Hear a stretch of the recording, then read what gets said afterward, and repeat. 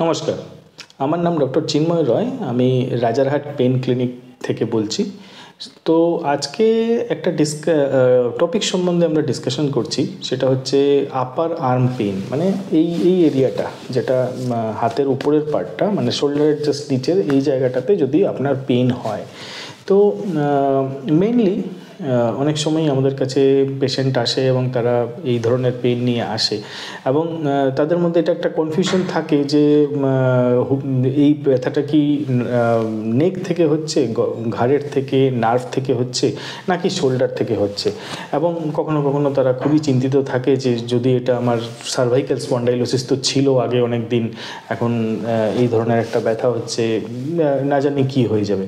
তো এখন কথা হচ্ছে, অফকোর্স ডাক্তারের কাছে তো আসতেই হবে এবং সে যেভাবে ট্রিটমেন্ট করার হয় সেটা করতে হবে। কিন্তু আমি জাস্ট আপনাদেরকে বলার জন্য যে এই ব্যথাটা দুটো কারণে হতে পারে। একটা কমন দুটো কারণ।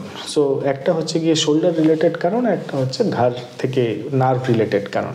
এখন যদি এটা বুঝতে হয় যে কোত্থেকে আসছে, তাহলে একটা সিম্পল টেস্ট আমরা করি, সেটা হচ্ছে হাতটাকে উঠিয়ে মাথার উপরে রাখতে বলি। এরকমভাবে রাখলেন, তো মাথার উপরে রেস্ট করে দিলেন এরকমভাবে।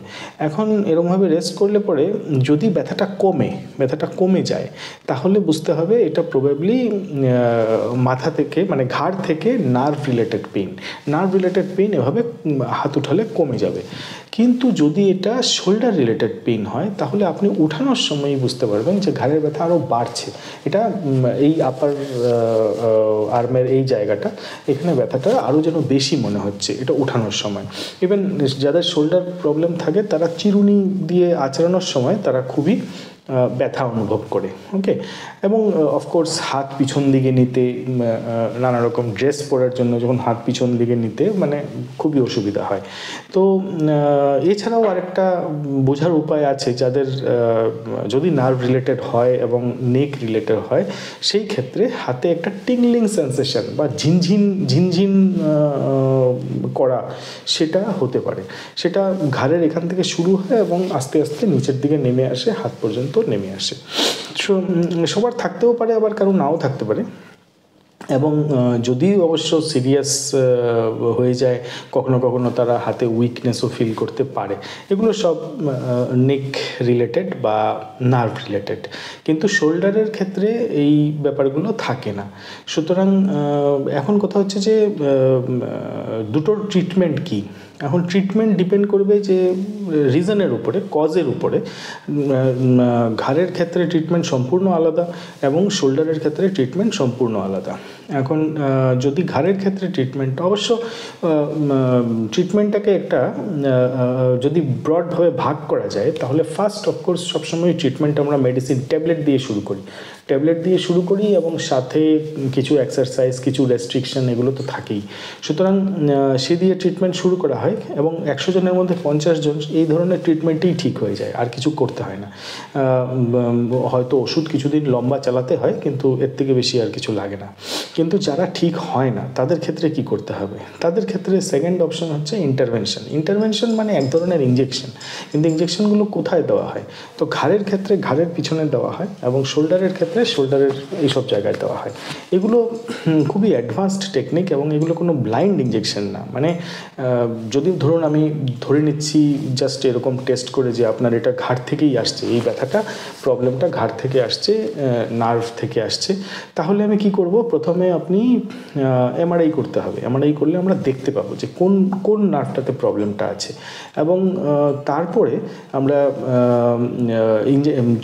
যদি আমাদের মানে ওষুধে কাজ হচ্ছে না, মেডিসিন দেখলাম এবং ইন্টারভেনশন প্ল্যান করলাম, তাহলে এক্সরের আন্ডারে, এক্সরে দিয়ে আমরা দেখব যে জায়গাটায় প্রবলেম, ঠিক সেই জায়গাটায় একটা ইঞ্জেকশন পুশ করে দেওয়া হয় এবং তাতে মানুষের অনেক বেটার এফেক্ট হয়। এবং সেটা এক্সরের আন্ডারে দেখে করতে হবে। এবং যদি এটা ধরুন আমার ঘাড়ের প্রবলেম, ঘাড় থেকে হচ্ছে, তাহলে আমরা আল্ট্রাসাউন্ডের আন্ডারে এই ধরনের প্রসিডিওর করে থাকি। আল্ট্রাসাউন্ড দিয়েও পরিষ্কার দেখা যায় যে ওকে প্রবলেমটা এখানে আছে। তো আমরা ঠিক সেরকম আল্ট্রাসাউন্ড দিয়ে দেখে সেখানে ট্রিটমেন্টটা, ইঞ্জেকশনটা দিলাম আর কি। তো এগুলো, এই পেইন ইন্টারভেনশনগুলো খুবই অ্যাডভান্সড টেকনিক এবং গ্লোবালি অ্যাকসেপ্টেড। মানে এমন না যে আমরা ইন্ডিয়াতে শুধু করছি, সব কান্ট্রিতেই মানে ইউরোপ আমেরিকা সব জায়গাতেই এগুলো চলে এবং মানে যতটা পারা যায় অফকোর্স সার্জারি আমরা পিছাতেই চাই মানে যদিও ইন্টারভেনশনে ধরুন আপনি 1 in 10 কেসেস যারা ইন্টারভেনশনেও কাজ হবে না, ইন দ্যাট কেস অফকোর্স আমরা পেশেন্টকে রেফার করব সার্জনের কাছে এবং সার্জারি করতে হবে।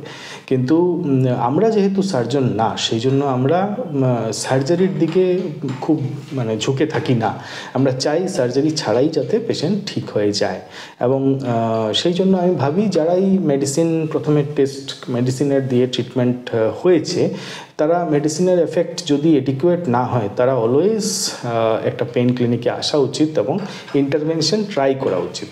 ইন্টারভেনশন না হলে অফকোর্স আমরা সার্জনের কাছে পাঠাতেই হবে, but that is 1 in 10 cases. Otherwise সবসময়ই এই ধরনের ইন্টারভেনশনে আপনি ঠিক হয়ে যেতে পারেন। আমি রাজারহাট পেইন ক্লিনিকে এই ধরনের ইন্টারভেনশন আমরা সবসময় প্রতিনিয়তই করে থাকি। ওকে, থ্যাংক ইউ।